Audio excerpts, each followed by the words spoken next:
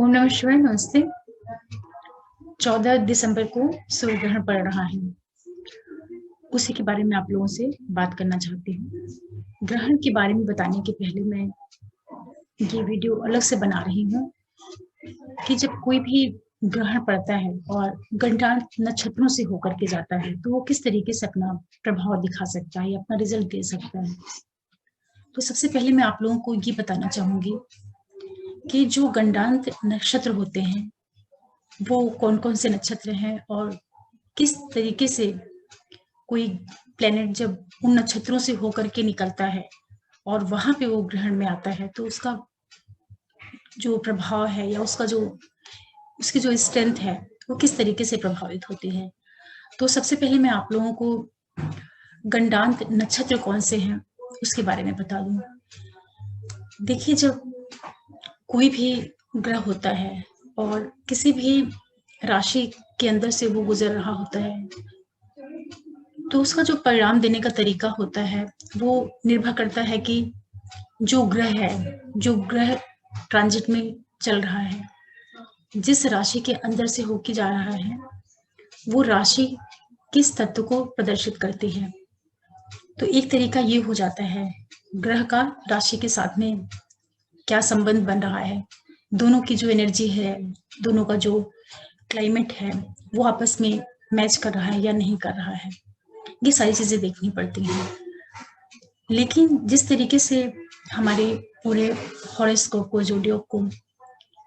4 भागों में बांटा गया है, धर्म, अर्थ, काम और मोक्ष, उसी तरह से जो नक्षत्र होते हैं वो भी, जो नक्षत्र जल तत्व से अग्नि तत्व की ओर जाते हैं तो उनका जो एरिया है, जो उनका एटमॉस्फेयर है, वहां पे एक बदलाव होता है। तो कोई भी ग्रह जब गोचर करता हुआ उस पर्टिकुलर नक्षत्र में एंटर करता है तो उसकी जो एनर्जी है दोनों में बहुत ज्यादा डिफरेंस होता है। तो जो हमारा पहला मोक्ष त्रिकोण पड़ता है वो कर्क है। कर्क राशि के अंदर जो आश्लेषा नक्षत्र आता है वो पहला नक्षत्र है जो कि गंडांत जोन में आता है। उसके ठीक बाद सिंह राशि में मघा नक्षत्र शुरू होता है और मघा जो है वो केतु का नक्षत्र है। तो जब भी केतु के नक्षत्र से कोई प्लेनेट मूव करेगा तो वहां पे, चूंकि पहले वो आश्लेषा नक्षत्र से होकर के निकला है और आश्लेषा नक्षत्र जो है वो बुध का नक्षत्र होता है, तो वहां का जो पूरा वातावरण है वो जल तत्व राशि का है। तो वहां पे जब आश्लेषा के तीसरे और चौथे चरण में ग्रह गोचर करता है तो वो बिल्कुल सेंटर का पॉइंट होता है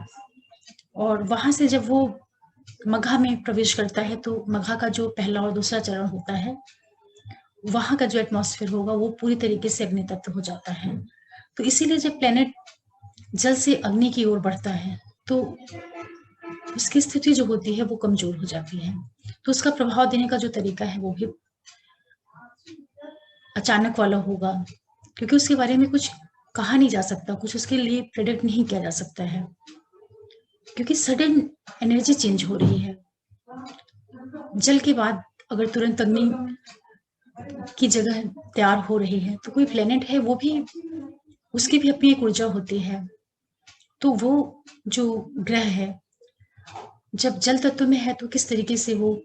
परिणाम को दे रहा है, वही ग्रह जब अग्नि तत्व में प्रवेश करता है तो वहां पे थोड़ा सा उसके परिणाम में एक असमंजस की स्थिति या किस तरीके से वो अपना सडन प्रभाव दिखाएगा, ये सारी चीजें बहुत समझने की होती हैं। तो जो गंडांत नक्षत्र होते हैं, पहला तो आश्लेषा है जो कि कर्क में पड़ता है और उसके बाद मघा आता है जो कि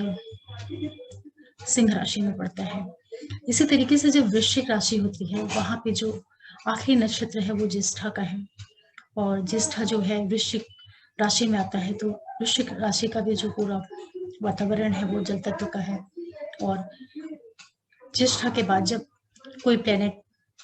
धनु राशि में प्रवेश करता है तो धनु राशि की जो एनर्जी है वो अग्नि को लेकर के चलती है और वहां पे जो पहला नक्षत्र पड़ता है वो मूल नक्षत्र पड़ता है। तो यहाँ पे फिर से कोई भी प्लेनेट हो, जब वो ज्येष्ठा के तीसरे और चौथे चरण से गुजरता है और मूल के पहले और दूसरे चरण को जब वो पास करता है, तो वहां पे उसके प्रभाव में एक सडन चेंज आने की संभावना रहती है। तो वहां उस जोन से जब कोई प्लेनेट मूव करेगा, तो वो अपना परिणाम जब देगा, तो उसको बहुत समझना पड़ता है। इसके बाद जो तीसरा जो नक्षत्र होता है, गंडांत नक्षत्र, वो मीन राशि में आता है, जहाँ पे रेवती नक्षत्र रहता है। और चूंकि मीन राशि भी जल तत्व की राशि है, और वहां पे जो रेवती नक्षत्र है वो बुध का नक्षत्र है। तो जब भी कोई प्लेनेट रेवती नक्षत्र के तीसरे और चौथे चरण से होकर के ट्रांजिट करता है, तो उसके बाद चूंकि मीन का जो तत्व है वो जल तत्व है, और मीन के ठीक बाद मेष राशि जो है वो शुरू हो जाती है। तो मेष का जो वातावरण है वो होने वाला है। तो मेष में आकर के जो वहां का पहला नक्षत्र होता है वो अश्विनी होता है, जो कि केतु का नक्षत्र है। तो कोई भी प्लेनेट जब गोचर करता हुआ रेवती के तीसरे और चौथे चरण से होकर के पास होता है और अश्विनी के पहले और दूसरे चरण से निकलता है, तो वो जो जोन होता है वहां पे कोई भी प्लेनेट हो, उसका जो परिणाम करने का तरीका होगा, उसको प्रेडिक्ट करना, उसको समझना बहुत जरूरी होता है। क्योंकि प्लेनेट तो सेम है, लेकिन चूंकि उसको जिस राशि से होके गुजर रहा है और जिन नक्षत्रों से होकर के गुजर रहा है, वहां का पूरा वातावरण चेंज हो जाता है। तो उसका परिणाम देने का जो तरीका है उसके ऊपर बहुत प्रभाव पड़ता है। और वो प्रभाव जो है पॉजिटिव और नेगेटिव दोनों होने के चांसेस रहते हैं। वो किस तरीके से अपना प्रभाव दिखाएगा वो एक अलग विषय हो जाता है। तो आज मेरी इच्छा हुई कि मैं आप लोगों को, जब भी कोई ग्रहण लगता है या जब भी कोई ट्रांजिट में कोई प्लेनेट आता है, तो जब वो गंडांत नक्षत्रों से होकर के जो पास होता है, तो किस तरीके से प्रभाव देगा, उसको जानने के पहले आप लोग ये जान लें कि गंडांत जोन क्या होता है या गंडांत नक्षत्र क्या होते हैं। तो जितने भी ग्रह हैं, केतु और बुध से जुड़े हुए होते हैं, वो सारे गंडांत नक्षत्र में आते हैं। क्योंकि बुध और केतु यही दो ग्रह हैं जिनसे जुड़े हुए जो नक्षत्र हैं, वो जहाँ पे राशियों का परिवर्तन हो रहा है जल से अग्नि की ओर, उस एरिया में बुध और केतु के ही नक्षत्र पड़ते हैं। तो एक बहुत ही छोटी सी और बहुत ही सामान्य चीज है, लेकिन गंडांत नक्षत्र को समझना बहुत ही आवश्यक होता है। एस्ट्रोलॉजी का ये बहुत ही इम्पोर्टेंट सब्जेक्ट कह लीजिए, इम्पोर्टेंट बिंदु है जिसके ऊपर बहुत ज्यादा विचार करना चाहिए और देखना चाहिए। और यही वजह है कि जब भी किसी व्यक्ति का जन्म गंडांत नक्षत्र में होता है, तो उसको बहुत ज्यादा प्राथमिकता दी जाती है, उसके बारे में बहुत विचार किया जाता है, या जिसको आमतौर पे लोग मूल बोलते हैं कि मूल का जन्म है, क्योंकि वो व्यक्ति का जन्म ही, गंडांत को आप इस तरीके से भी समझ सकते हैं कि ट्रांजिट बीच की स्थिति, बीच वाली जो स्थिति होती है कि कोई चीज ना इस पार है ना उस पार है, दो अलग अलग चीजों के बीच में कोई एक लटकी हुई चीज है या पेंडुलम जैसी चीज है, वो वाला जो एरिया होता है उसी को गंडांत नक्षत्र कहते हैं। और ये बहुत ज्यादा व्यक्ति के जीवन को प्रभावित करता है, बहुत ज्यादा प्रभाव डालता है। इसीलिए मूल में पैदा हुए लोगों को, हालांकि मूल नक्षत्र है, लेकिन आमतौर पे लोगों को पता नहीं होता है कि क्या ये मूल का मतलब क्या है। हालांकि मूल जो है केतु का नक्षत्र होता है। सामान्य लोगों को यही पता है कि मूल में जन्म है, तो इसकी मूल की शांति करानी चाहिए, या मूल के जो भी विधि विधान है उस तरीके से पूजा करके फिर उस बच्चे के फ्यूचर के लिए सेफ्टी प्रोवाइड की जाती है उसको, कि आगे चल के इसकी लाइफ में कोई बहुत ज्यादा ऑब्स्टेकल्स नहीं आए। क्योंकि ये सही चीज है कि जब भी किसी व्यक्ति का बर्थ मूल नक्षत्रों में होता है, तो चूंकि उसका जन्म, उसकी पैदाइश ही एक ऐसे एनर्जी जोन में हुई है जो कि कॉन्फ्लिक्ट को लेकर चलती है। और जब कोई चीज बिल्कुल क्लियर नहीं है, स्पष्ट नहीं है, उसके ऊपर किसी एक पर्टिकुलर एनर्जी का प्रभाव नहीं है, तो ऐसा जो जातक होगा उसकी लाइफ में जो इवेंट्स होंगे या उसकी लाइफ में जो सर्कमटेंसेस पैदा होती हैं, वो भी बिल्कुल अनप्रेडिक्टेबल होती हैं। इसीलिए मोस्टली जो लोग गंडांत नक्षत्र में पैदा होते हैं, या तो उनकी लाइफ में बहुत ज्यादा स्ट्रगल होता है, या उनको सर्वाइवल में प्रॉब्लम आती है,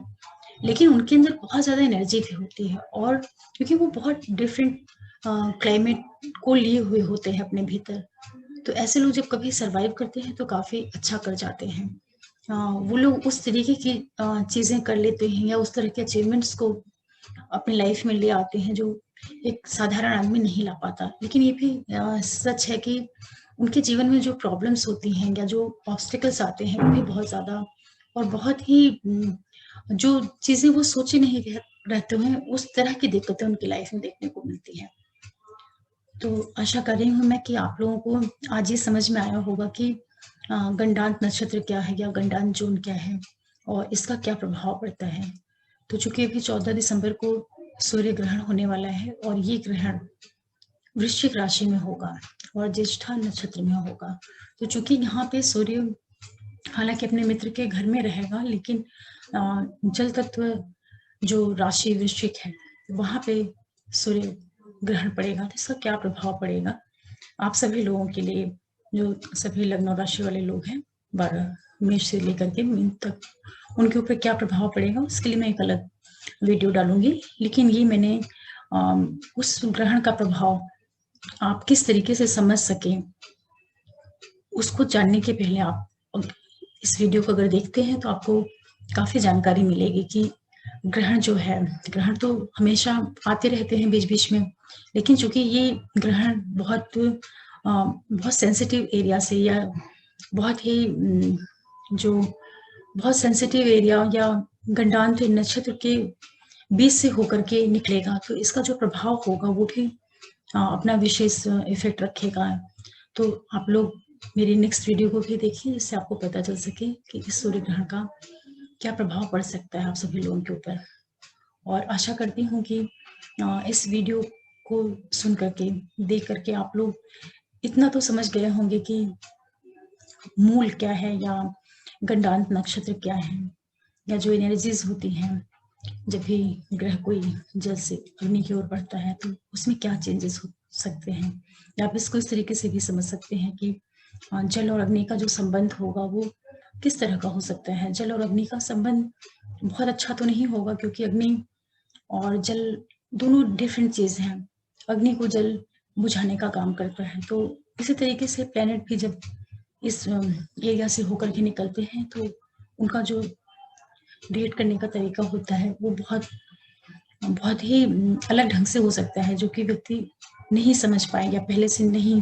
कल्पना कर पाया, उस तरह का भी रिएक्शन हो सकता है। आशा करती हूँ कि आप लोगों को गंडांत के बारे में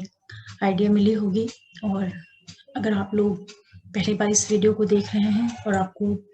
पसंद आ रहा हो तो आप हमारे चैनल को सब्सक्राइब कर सकते हैं, लाइक कर सकते हैं, शेयर कर सकते हैं,